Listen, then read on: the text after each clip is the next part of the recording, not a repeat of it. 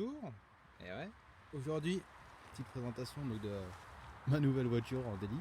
Enfin, voiture journalière, hein, on va parler en français, nous sommes en France. Avec ce magnifique soleil. Donc voilà le dernier de chez moi. Enfin voilà ce que j'ai acheté lors du confinement de l'année dernière, hein, en 2020. Parce que bonne année bien sûr, 2021. Donc voilà, nous sommes sur un coupé français. Donc coupé cabriolet, une petite 206 cc 2 litres 138 chevaux avec le moteur EW10 J4 donc qui équipe la 206 RC bien sûr, la 406, quelques Xara et d'autres véhicules de la marque PSA. Donc petite histoire, ce véhicule donc a 19 ans, ouais. Il est de juin 2002, donc c'est une des premières MUX de juin 2002. Elle a donc aujourd'hui 148 000 km. Et pour faire simple, je l'ai acheté à 145 663 km. Alors, je l'ai acheté très très loin.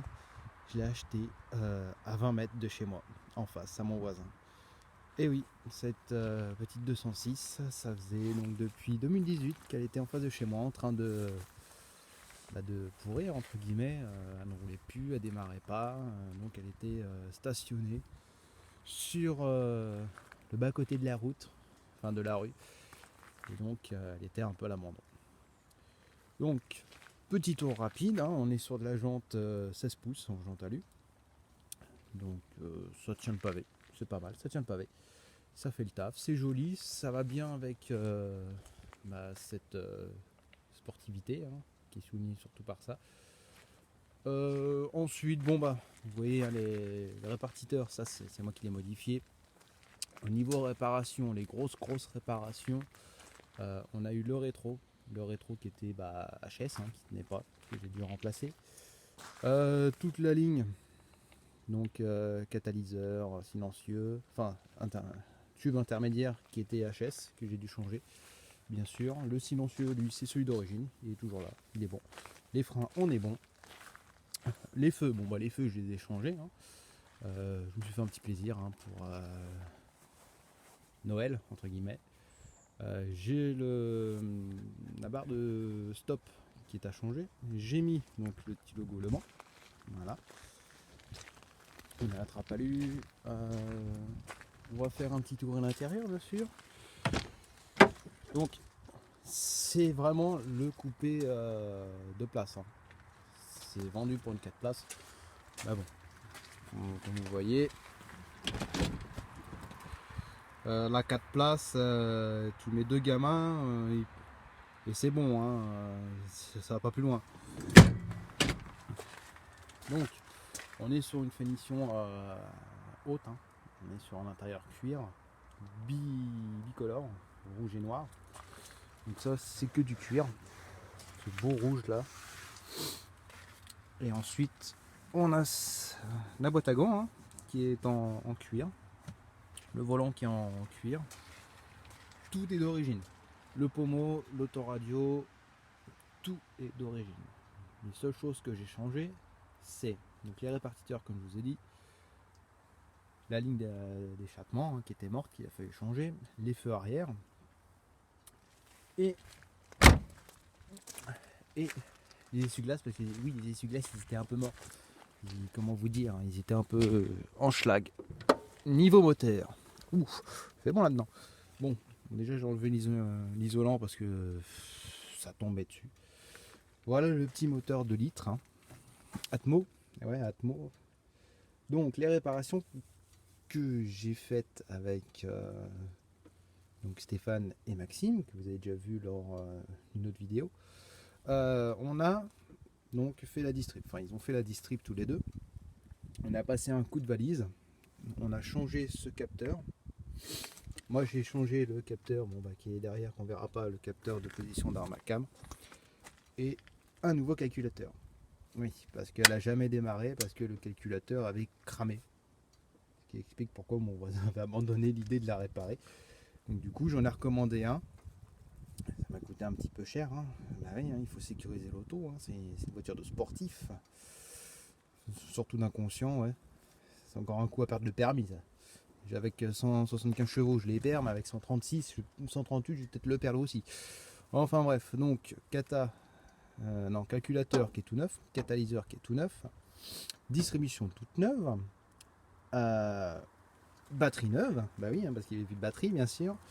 Donc après toutes ces petites réparations, on a essayé de la démarrer. Donc à démarrer, mais elle tenait pas le ralenti. On n'a pas compris pourquoi. On a passé la valise, encore merci à Steph. Et là, Stéphane m'a dit, c'est la première fois que j'ai une voiture qui a tout perdu. L'apprentissage, tous les capteurs ils étaient morts, donc il a dû refaire une réalisation complète du moteur, enfin au niveau électrique, pour apprendre à cette petite 206 comment fonctionner. Donc voilà. Donc, je crois que c'est léger. Donc après, il n'y a pas grand chose à dire, hein, c'est devenu ma voiture de tous les jours.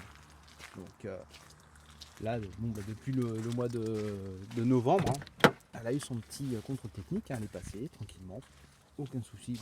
Comme toutes les Peugeot, on a un anti-brouillard qui est trop haut par rapport à l'autre. Donc à l'intérieur, donc panneau de porte, comme je vous l'ai dit, ça vient de la C3, ça vient de la C3. Donc tapis que j'ai racheté chez Peugeot directement. Fond de compteur gris, voilà, 148 000 fond de compteur gris, hein, c'était sur les premières, on est en 2 litres. Pommeau aluminium en gris, si tu pouvais faire le focus s'il te plaît, sans faire chier le monde. Enfin c'est un 5 vitesses, ça change de la 6. Et autoradio. Bon là on va pas décapoter parce que c'est pas sec. Le toit est pas sec. Ah oui parce que je tourne seul le lendemain où il a neigé. Hein. Il est un peu con aussi le mec qui tourne ça. Au niveau du coffre. Voilà comment ça se présente. Bah oui, on a un filet, hein, c'est normal, hein, c'est pour rétracter le toit escamotable. Donc voilà, on a 2 parties, on a un filet comme quoi, au-dessus c'est marqué il ne faut pas poser de choses parce que sinon ça expose.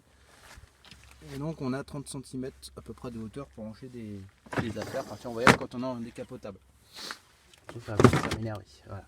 Sinon quand on n'est pas en décapotable, on a un grand coffre. Ce qui est bien. Bon alors, ce qui m'a choqué aussi c'est ça là, ces 2 trucs. Alors, ce qu'il faut savoir sur les CC, à moins de la mettre dans le coffre, il n'y a pas de roue de secours. Donc vous avez un kit anti-crevaison avec 2 bombes et le cri. Voilà, c'est tout. Donc il n'y a pas grand chose, hein, vous crevez, vous n'êtes pas dans la merde. Voilà, donc niveau extérieur, moi j'aime bien. Alors, on retourne dans mon passé. Avant d'avoir ma C3 pluriel, je voulais, et je précise vraiment, je voulais une 206 cc. Je m'en foutais, je voulais une 206 cc, même la basique, intérieur tissu, tu sais, le truc normal quoi. Et je l'ai pas eu. J'ai eu la C3 pluriel, avec laquelle j'ai passé des très bons moments, j'ai appris à conduire dessus, elle consommait pas du tout. Par rapport à celle-là, elle consommait pas du tout. Parce que là on a 47 litres, sauf que j'ai une autonomie de 500 bornes. Avec la C3, alors la capacité du réservoir, je ne sais plus combien il était, mais je faisais limite 650, 700 bornes. Là, ça consomme un peu. Bon, la C3, c'était 1 litre 4,75 chevaux. Hein. Là, j'ai eu le double. Donc, c'est sûr que ça. Oui, j'ai à peu près le double. Un peu moins. C'est vrai que ça consomme plus. Mais quand j'étais jeune permis, oui, je voulais avoir une 206 cc. Bah ouais, dans les années 2010, c'était la mode, hein, les petites voitures comme ça, les 206, c'était la mode. Et ouais. Donc du coup, j'ai attendu. J'ai passé mon permis en 2012. Voilà. Mais j'ai eu ma 206. Voilà. Donc, pourquoi je l'ai acheté ? Alors, premièrement, je l'ai acheté parce que je devais retrouver un véhicule suite à la vente. Je vais bien rester. Suite à la vente de la 308. Sauf que la 308, j'ai pas réussi à avoir trouvé de vendeur. Enfin, j'avais des vendeurs, mais qui me proposaient par exemple 1500 euros venir chercher tout de suite, qui payaient en chèque de banque. Et moi, je voulais pas la vendre 1500 euros. Minimum 7000, mais pas moins. Donc du coup, bah, la 308 elle est au garage. Elle roule de temps en temps, mais je l'ai toujours. Et donc bah, j'ai trouvé cette 206, donc je cherchais une 206. Alors, à la base je voulais vraiment la 206 tout c'était, hein. C'était la truc pourrie avec 250 000 bornes, des trous dans le plancher, toute blanche, la 206 pourrie de chez pourri. Et puis là mon voisin il avait cette 206 là qui bougeait pas, hein. Ah, ça c'est la chasse, petite parenthèse, qui bougeait pas. Et puis bah hein, la moindre des choses c'est d'aller demander à son voisin s'il la vend pas. Et il m'a dit bah je vais la vendre. Enfin, il m'a dit je la vends pas, mais c'est pour faire quoi? Je fais bah moi c'est pour changer ma voiture. Il m'a dit bon bah d'accord. Il m'a dit t'essaies de la démarrer si t'arrives, tu la prends. Bon après je vous passe les détails sur le montant. Ouais non allez hop, je vous le dis. Combien je l'ai payé? Alors, je l'ai payé 1300 euros. Dans cet état là. Elle démarrait pas, c'était vraiment un coup de poker. C'est-à-dire qu'elle démarrait pas, j'avais même pas branché la batterie, j'avais pas testé le taux escamotable, ni les fenêtres, ni le moteur. Donc rien fonctionnait, je l'ai payé 1300 euros. J'ai eu à peu près 200 euros de pneus. J'étais à 1500. La ligne et l'échappement, donc c'était vraiment le truc pourri, mais pourri que tu peux trouver le moins cher pour passer le contrôle technique. J'en ai eu pour 200 euros aussi. Donc on monte déjà à 1700 euros. Les feux, bon ça je les ai rajoutés, c'est autre chose.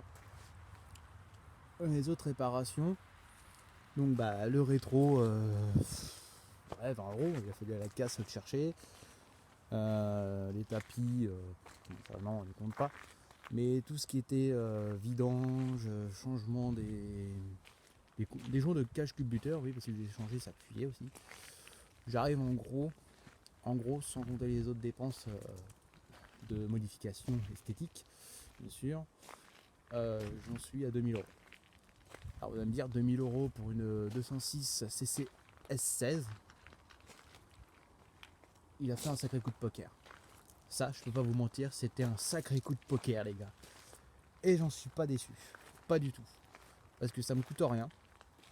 En assurance, je suis à 30 balles par mois. Voilà, je suis à 30 balles par mois. Pardon. Elle me coûte rien.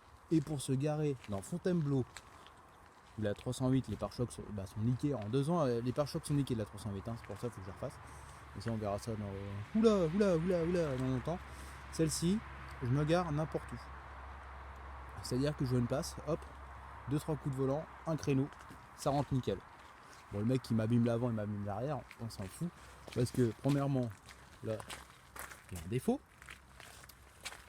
Là, ici, bon, c'est un peu crade, mais il y a des griffures, donc elle est esquintée. Là, je sais pas si on va la voir, s'il veut faire. Bon, il y a une griffure, ça c'est moi qui ai bouffé un poteau DF. Bon. Là, on a des pocs, là, on a une grosse balafre. Les pare-chocs arrière, bah, là, ça a griffé. Enfin, honnêtement, c'est l'idéal, c'est une voiture plaisir. Et pour le quotidien, c'est nickel parce que elle peut prendre des bings et des pocs. Pas des booms parce que c'est un peu chiant, mais t'as de la pièce. Tu vois, la rétro, je l'ai payé 20 balles. Je suis allé en casse, enfin la rétro. Là, j'ai autre chose à changer, il faut que je trouve une antenne. Je vais à la casse, ça va me coûter 5 balles. J'ai un anticoureur qui pète, bah, ce sera 20 balles à la casse. Parce que c'est des voitures qui ont été tellement produites, enfin les 206 en tout ont été produites, et puis après, bah, il n'y a pas eu de problème. Donc voilà. Et sur ce, et ben moi je vais vous laisser, je vais aller profiter de ça sur les routes de Seine-et-Marne. Salut!